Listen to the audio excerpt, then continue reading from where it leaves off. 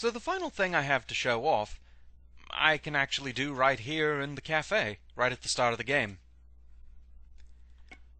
The Hyper Blaster automatically appears in your inventory during a Next Fear game so long as you've gotten the UFO ending somewhere in all your playthroughs. It's a high-powered handgun with infrared scope and unlimited bullets.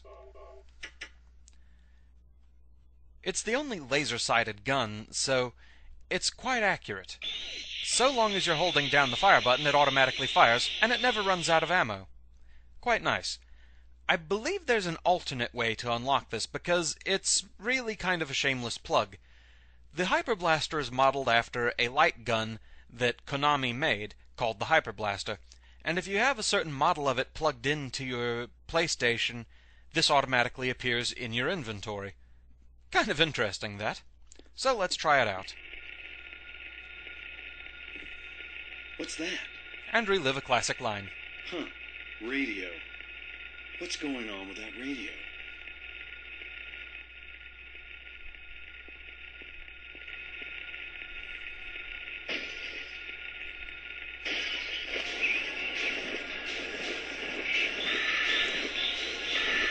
Die, Air Screamer!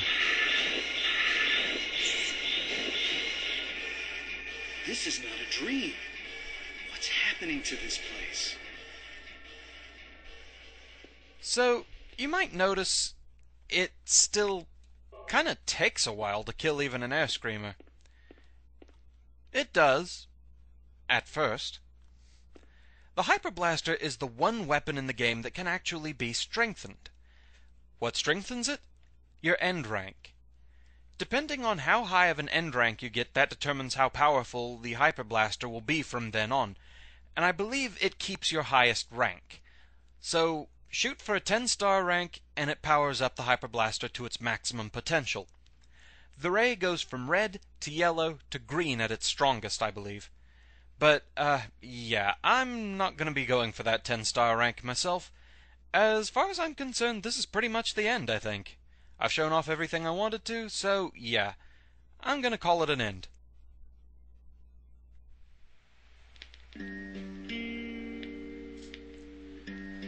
So with that, we've reached the end of Silent Hill. It was actually really nice to come back and play this game. This is probably the second major survival horror type game I had ever played in my life, the first being the original Resident Evil.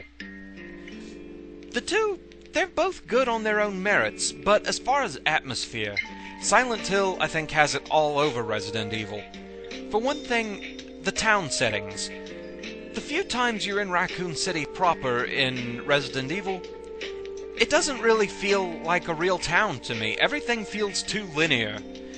It doesn't have the kind of sprawling feeling that Silent Hill does. While Silent Hill does kind of limit where you go by the destroyed roads and everything, it still feels like a real sprawling town, like you can go just anywhere on here.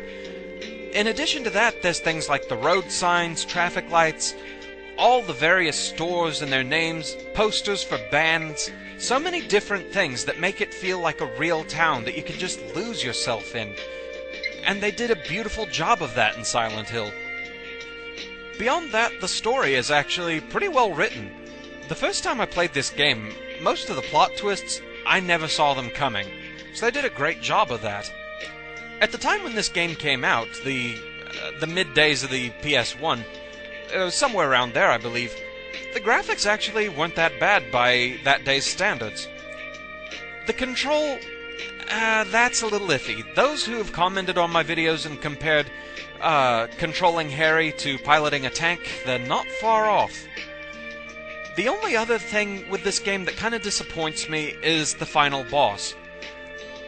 Pink Kitty Rose, she was talking about this, that the final boss here really doesn't have much in the way of skill to it, and that's true. It's mainly just an endurance fest. Keep shooting the rifle and heal yourself, and that's really all there is to it.